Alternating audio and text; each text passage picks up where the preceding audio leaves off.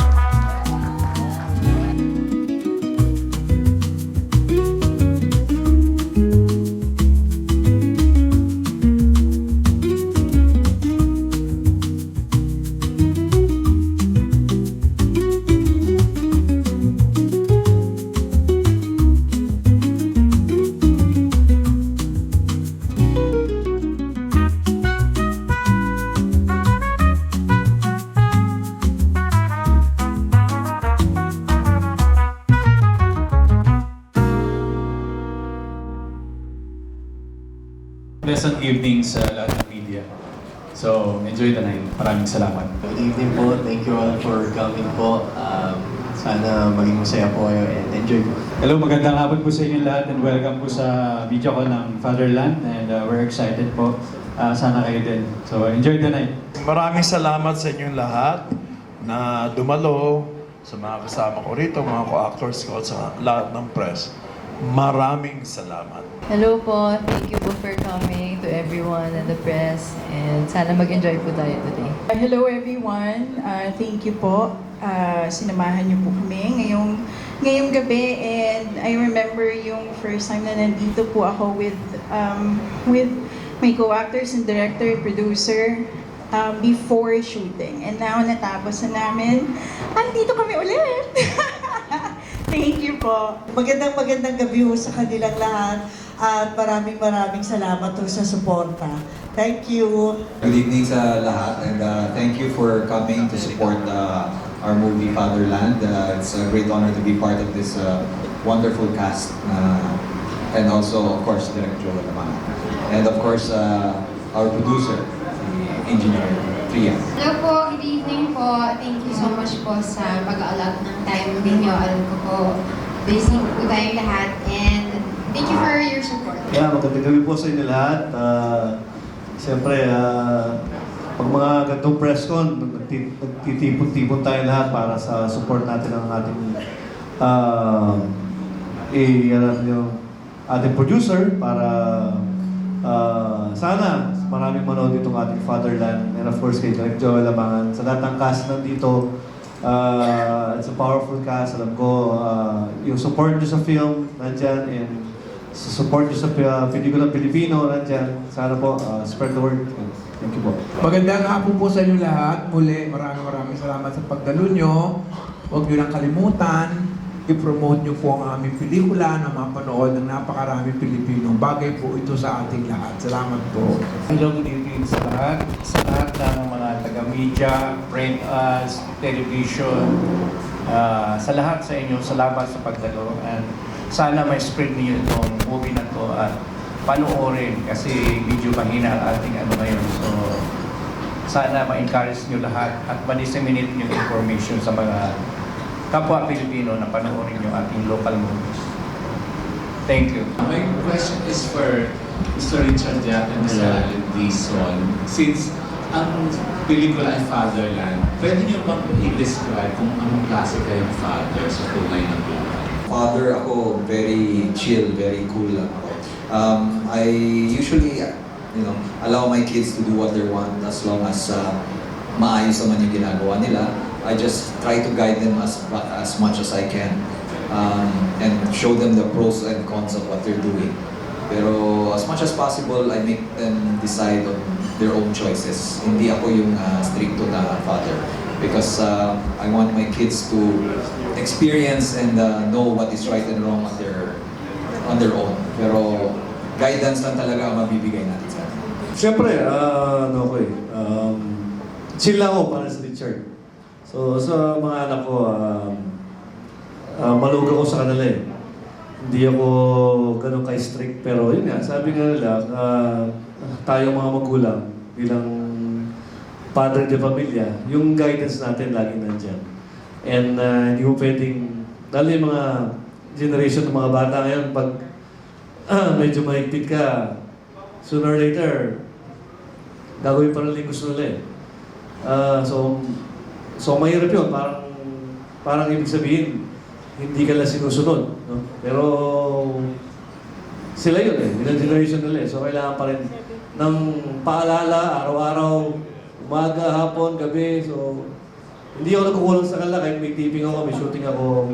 I make it a point na every night, pag nasa bayan sila, siyempre, so makakapagpahinga ka ng may peace of mind ka na. Kasi especially mga babae dahil iba yung generation nila. Yun, hanggang doon lang yung kaya natin ibigay sa mga natin guidance talaga at walang sawang pagkagay. Kilala din kayo bilang mga TV actresses, di ba? Ngayon may pelikula kayo. Tanong ko lang, yung bang intensity ng acting niyo kapag gumagawa kayo ng serye, ganun din ang binibigay niyo intensity kapag pelikula or mas higit pa doon? Siguro for me, since baguhan pa lang ako, this is my second movie pa lang, and then I had one teleserye. So, I think same. Kasi, siguro iba lang yung process ng filming ng movie. But then for me, parang you always have to give your best with any role and any taping day. Dapat 100, more than 100%. So, Sa akin, ganun din. It's the same. Kasi siguro, when you say intensity, siguro it depends na lang din kung ano yung kailangan or requirement na intensity dun sa character na binigay sa'yo. But basically, kung ano yung sa TV or nabibigay ko na performance sa TV and sa film, pareho. Hindi ko siya iniba, hindi ko binabawasan. Binibigay ko ng lahat, buong puso for the character. I think walang question dun sa commitment, sa dedication, sa hard work. 'Di ba? In all the roles that you portray or in all the jobs that you do, Yun, wala nang question doon eh. Dapat talaga you really have to give your 100%. But I think, yung sa medium, di ba, magkaiba ang layo ng pelikula at saka ng television. So, doon lang siguro nagkakaroon ng pagkakaiba. As actors, I think we should also be responsible with what kind of medium we're working on, kung stage, television, or movie, and that you have to really work with your director. Ang film is a director's medium talaga eh. So kahit maglupasay ka dyan pag in-edit ni Direk, so walang mangyayari. So I think, to work and to collaborate with your director, first and foremost, captain of the ship yan eh, and then your co-actors, yun doon. But in terms of giving your 100%, walang question doon. Tsaka ngayon ang television, parang pelikula na rin, di ba? Nag-evolve na. All our series now are like films. Kaya nga nagkakaroon tayo ngayon. There's a disadvantage and advantage. So, yun. Just like what the rest said, yun po, 100% naman po talaga. Pero ako, I'm gonna be honest. Since nabigyan ako ng, sinabihan ako na kailangan kong galingan kasi si Derek Joel yan. So, talagang 150, more than 100%. Kaya Allen, alam naman natin na magaling kang actor, award-winning. Pero pag may tinatakbo pang project gaya nitong Fatherland, may challenge pa bang nararamdaman ka? Siyempre naman. Every time naman na meron akong role na gagawin, lagi may challenge tsaka lagi may kaba. So every time yung iba sinasabi nila, pag matagal ka ng artista o relax ka na lang, hindi ka na kinakabahan sa mga eksena eh. Parang hindi totoo yun. So every time nung may ginagawang pelikula, siyempre nagkaano ko ng kung paano yung gagawin ko dun sa eksena, and always na nagtatanong ko kay Direk Joel kung paano yung gusto niya. Kasi baka iba yung gusto ko, iba yung gusto ni Direk eh. So iba pa rin yung, kasi acting is a teamwork din, lalo sa pelikula, kasi hindi pwedeng mag-iba ka ng, baka lumis ka eh. So iba pa rin yung may guidance ka kay Direk, and kung yung gusto kong gawin, sasabihin ko rin sa kanya. At kung may gusto si Direk gawin ko, sabi, gagawin ko rin para sa ikahagan mo ng pelikula.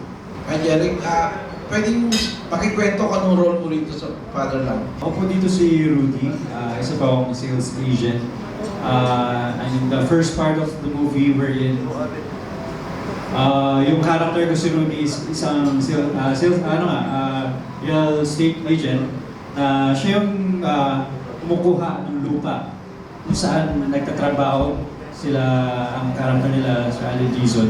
So, medyo ako dito, I'm a bad guy. Hindi ka ba nagdalawang isip na tanggapin yung role ng bad guy? Ay, hindi po. Hindi po. Lalo na si Direk Joel ito at kasama ko dito, napakagaling na aktor.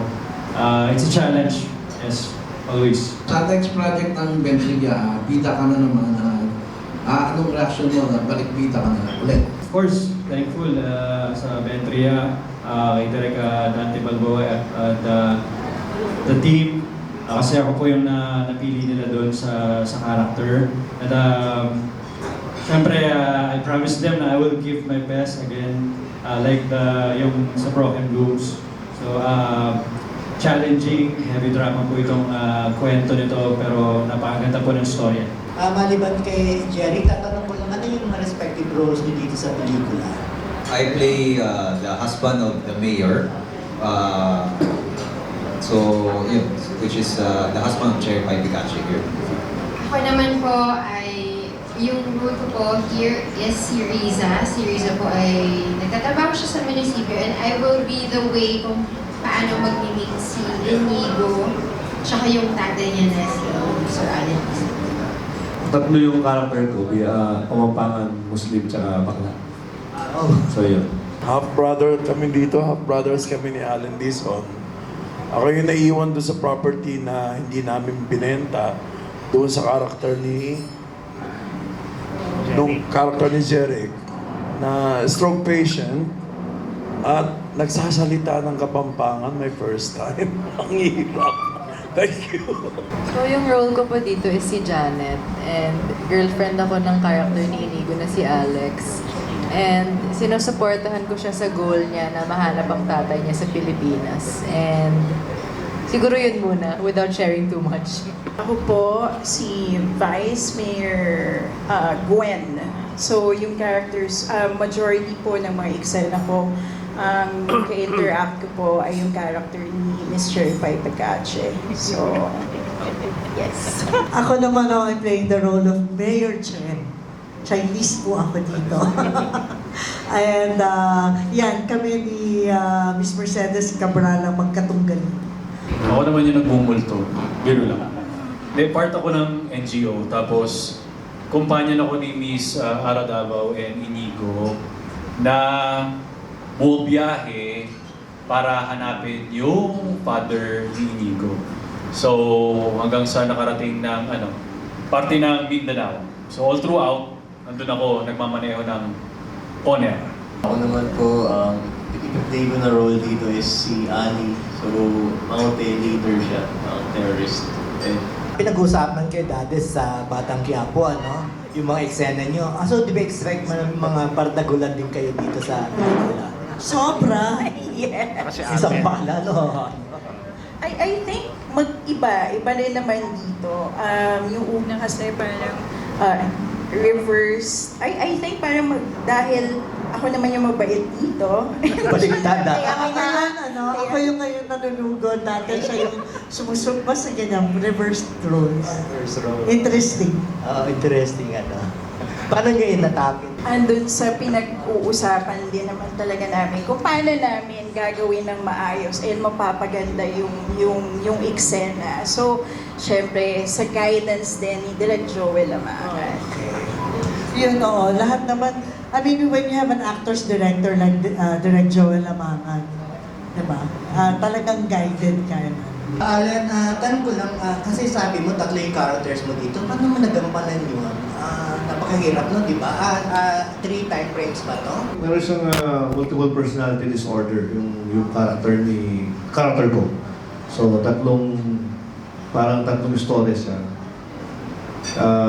Una, Kapampangan ako, tapos naging Muslim, tapos yung naging bakla siya dun sa story nila Cherry Pie at Richard, yung Bonto Pogo. So, syempre, doon ako medyo nahirapan dun sa gig. Lalo may Direk Joel kung paano niya ako kinait dun sa pangatlong character ko, which is yung bakla. Direk, what do you expect na maramdaman namin dito sa pelikula? Ano yung gusto mong mensahe sa publiko? Gusto mo itigta ko sa inyo? Dapat panoorin nyo para malaman niyo kung ano ang mensahe. This is one, para alam niyo nationalistic film pa. Gusto salita ako para malaman nyo kung ano ang mensahe, dapat malaman nyo, mapanood nyo. Bakit fatherland? Habang hinahanap niya ang tatay niya, nakikita niya ang kondisyon ng bayang pinanggalingan niya. Kaya father and fatherland yung buong title. Yun yung ibig sabihin. Thank you, Direk. Ang kwento po kasi ng film ay patungkol po sa isang anak na hinahanap yung kanyang ama. Mabigat kung tutuusin, pero siguro may light sa dulo na kakaambag sa kakaluwag ng dibdib, Direk. Direk, except you and Sir Ben, sa cast po, paano niyo po i-describe ang inyong mga naging ama? Namatay yung father ko, 12 years old lang ako eh. So, hindi ako masyadong nagkaroon ng malalim na pagsasama sa tatay ko. So, pero kilala ko siya bilang, siyempre, mabait na asawa, mabait na ama sa amin, siyempre. So, hindi ako masyadong nagdala sa father ko. So, more on lolo, lola, tsaka sa nanay. Ako po, siguro describe ko yung relationship ko with my father with the movie na pareha silang naghanap ng fuck ng tatay. Kasi ako, although ako, I really never had a chance to meet my dad.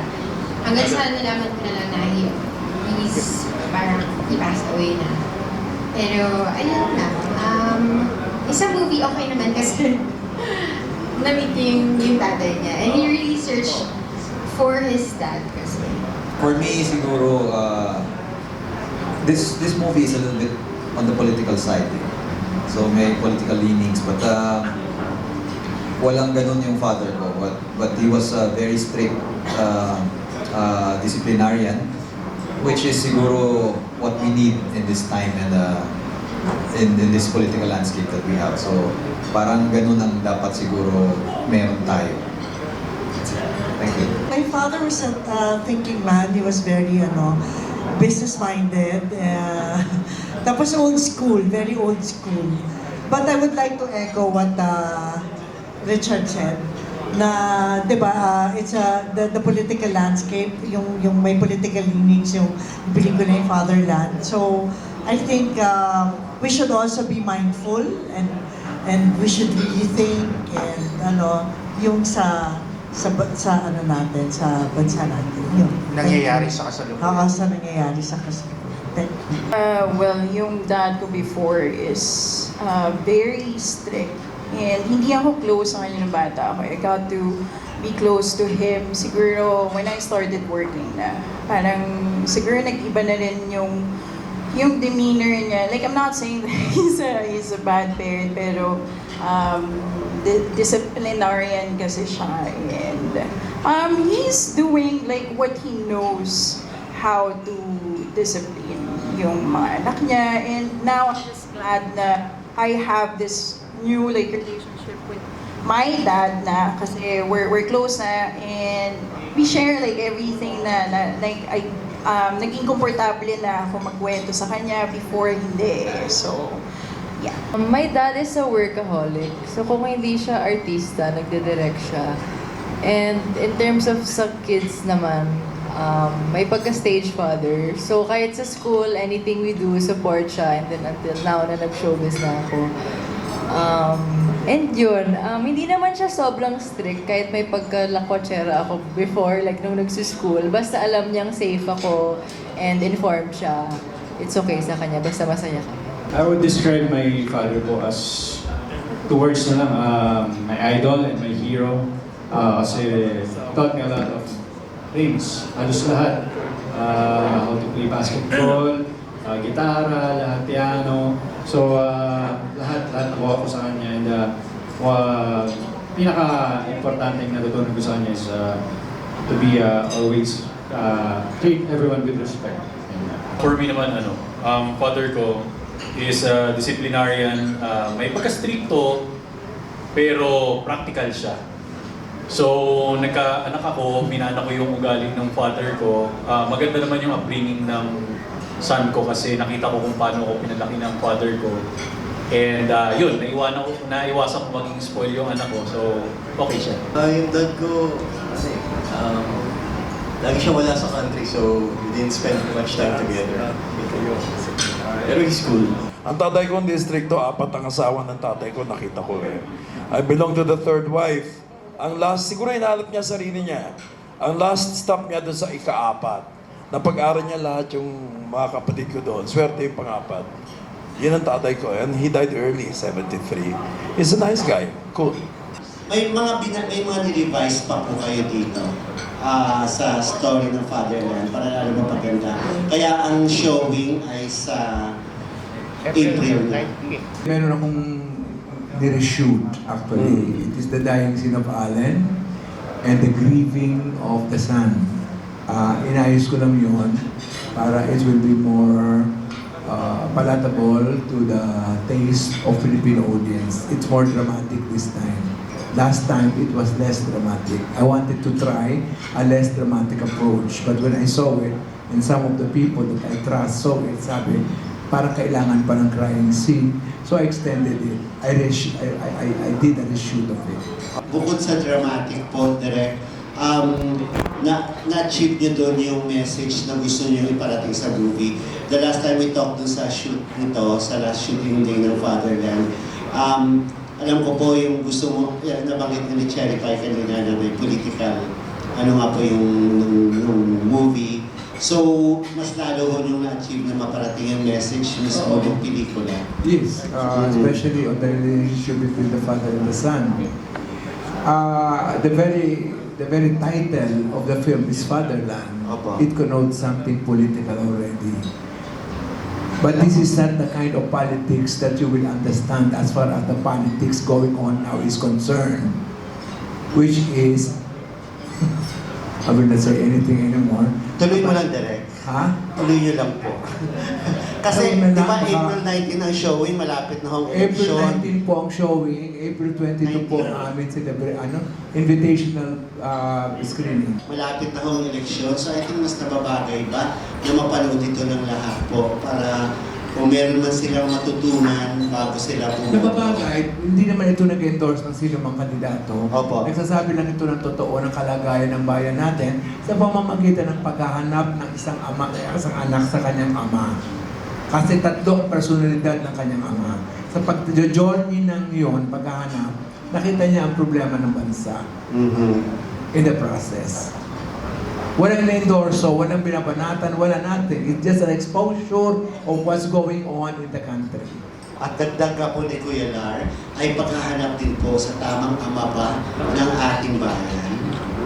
Kayo na ang mag-design, hindi ako. Kayong mga manonood ang mag-design. Oh, pero ano po kayo, ano po ang napagtanto mo this time after this film? Ano pong na-realize mo, lalo na ikaw ay masyado ka pang involved din, of course, sa mga nangyayari sa ating bansa, bago ho yung eleksyon, ano ho gusto mo sana iparating? Gusto ko lang sabihin, ang sumulat nito, hindi ako. Ang sumulat nito ay si Roy Iglesias. Oo, pero yun nga po, bilang na-realize nyo po dito sa movie na to, na meron ho ba kayong na-realize dito? Lalo na sa kalagayan natin ngayon? Every time that I do a film, I would like to say something. I am not a director who does a film who does not say anything. Every film that I did would like to say something. At this particular point, I would like to say something. The son looking for the dad, at the same time looking for the love, at the same time exposing the ailment of the society. That's what I would like to say. I think I have achieved that. Ganda. Thank you po, Direk. Kay Allen, last na kay Allen. Kamusta naman? Pwede mo share mo sa amin yung nag-shoot ka pa talaga sa Cotabato ba? Tama ba ako? Oo, yun. Hindi ka ba natakot nung nag-shoot ka rin doon? First time mo nag-shoot sa Mindanao. Lalo na medyo may ano rin talaga itong pelikula ninyo. Para sa pelikula, siyempre, hindi naman. Hindi ako natakot. Dahil safe naman eh. Nung nandun ako, yung pinuntahan namin, yung kapitan, parang very welcome kami. Tapos sa mga location na pinupuntahan namin, may mga bodyguard kami. May mga baril silang hawak. So siyempre, nakakatakot in a way, no? Kasi tayo lang kami doon, hindi namin alam kung anong mangyayari sa amin. Baka kung makakawin pa kami ng buhay o hindi. Pero sa awa ng Diyos, dahil sa tulong nila, okay naman.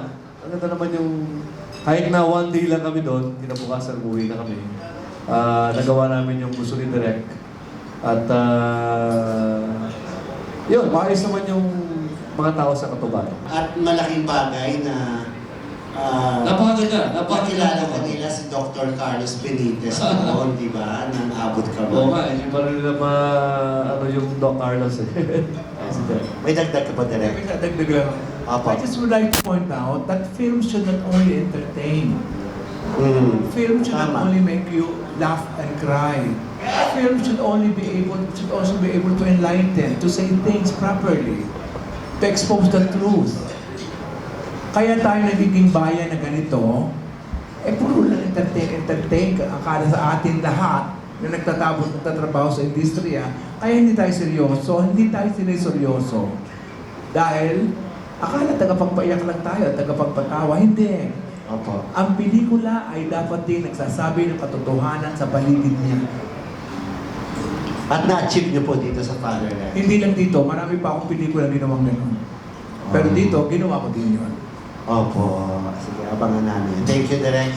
kung tama po ako, pangatlong pelikula niyo na po ito na i-produce. Yung Broken Blooms, tapos yung kung Huwag Pa Akong Iwan, tapos ito ba, yung Fatherland.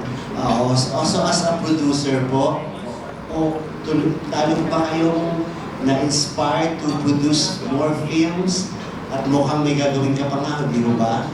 Tuloy-tuloy pa ako kahit despite sa sitwasyon ng ating movie industry. Tuloy-tuloy lang kasi kung magustuhan ko naman yung storya, so I decided na mag-produce pa rin ako. Kahit, to be honest, hindi naman talaga babalik yung ROI, pero kaya nga sabi ko, tulungan natin yung industriya na pelikulang Pilipino. Kasi parang nakita ko naman na parang medyo yung pinapanood na lang yung mga foreign film at saka yung mga sikat na mga malalaking film. So, dapat panoorin niyo lahat kasi itong movie na to very inspirational talaga. Hindi lang sa pangalan ni Direk at saka lahat ng mga actors very professional like Miss Pai is my idol. Lahat sila. So sana, kaya nandito tayo ngayon lahat, sana matulungan natin kasi buhayin natin yung pelikulang Pilipino. So yun lang ang hiningi ko sa inyo. Hindi lang yung magpamedya ko tayo, then at the same time, tulungan natin. Kasi maraming producer din na gustong mag-produce, lalo na marami tayong mga talented na mga actors. So sana matulungan din tayo ng government as well as government, di ba? So, sana lahat tayo magtulungan. Opo. Para maraming ma-encourage na mga producer na mag-produce. Bakit po gano'n na lang po yung passion niyo po sa pag-produce ng films kahit hindi naman po kayo galing habang inaabot sa akin yung envelope?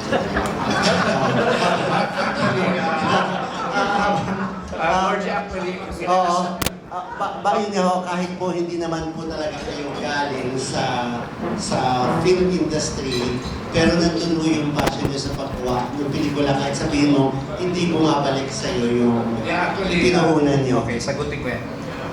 When I was young, I'm a dreamer person talaga. So, pinangarap ko na maging producer. Kasi nung bata pa ako, mahilig ako manood ng mga local films. So, sawa ng Diyos, binigay naman niya na makapag-produce ako. So, yun lang. Hindi naman kailangan mag-artista, no? Hindi. Ayaw niyo po. Kasi hindi naman yung, pag nag-venture ka ng isang business, huwag ka mag-focus sa isang business lang. So, kailangan macro ka, hindi yung ito lang. Kasi kung ito lang ang iyong asahan mo, siguro, mag-collapse ka, di ba? So, yun lang hiningi ko sa inyo na sana matulungan ninyo yung ating ko. Sana po makabawi na ako kayo dito para tuloy-tuloy na. Nalangin po natin. Thank you po. Ano ang talagang inspiration ninyo sa paggawa ng pelikula? Sabi nga ni Gorky, despite the fact na hindi kumikita ang mga pelikula lately o ilang taon na, pero dire-diretso kayo. So what really inspires you? Yung advocacy ko talaga is to help people na nangangailangan. Kaya yun yung sabi nila, help as fast as you can. So, sa ngayon, hindi ko pa iniisip yung ROI. So, ang advocacy ko is makakatulong tayo sa ating industriya.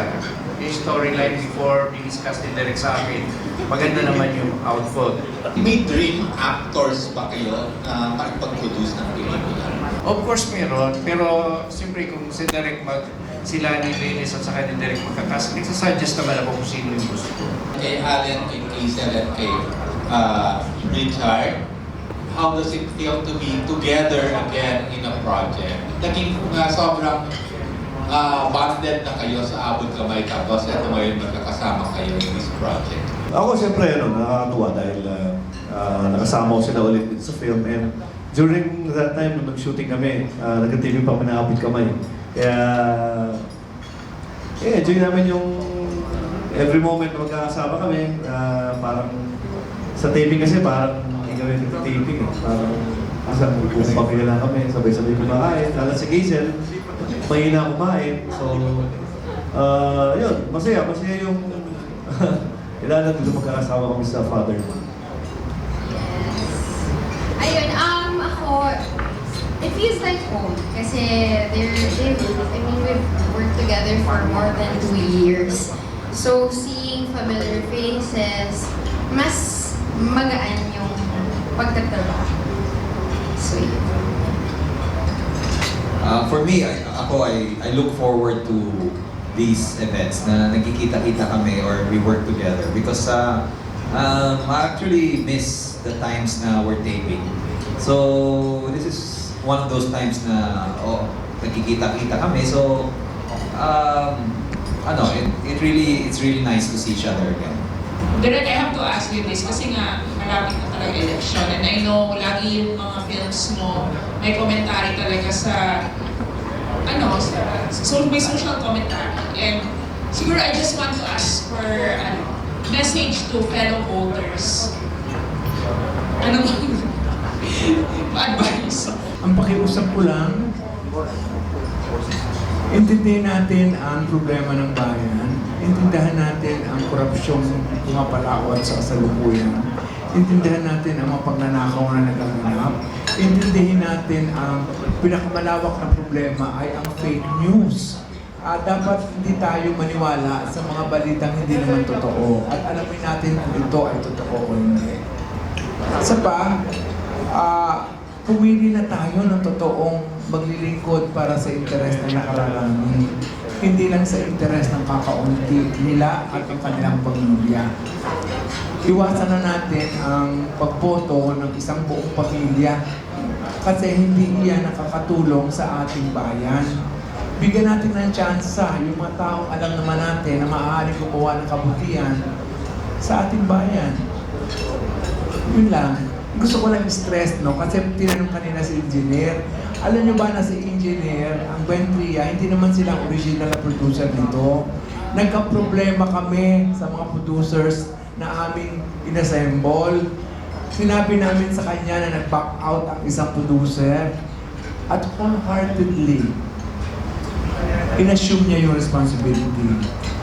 At malaki ang utang na loob namin kay Engineer Ventria for producing the movie Fatherland.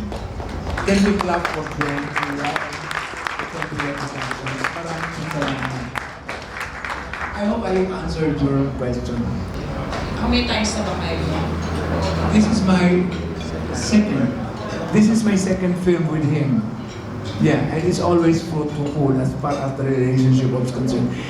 Alam mo, sa almost more than 3 decades ko nang nagdidirect ng pelikula, he is the most generous producer that I've ever met. More than all the existing mainstream producers that we have. Sa kanya ko na-experience ang totoong pagmamahal sa mga taong nasa likod at naharap ng camera. Ganun siya ka-importante para sa amin.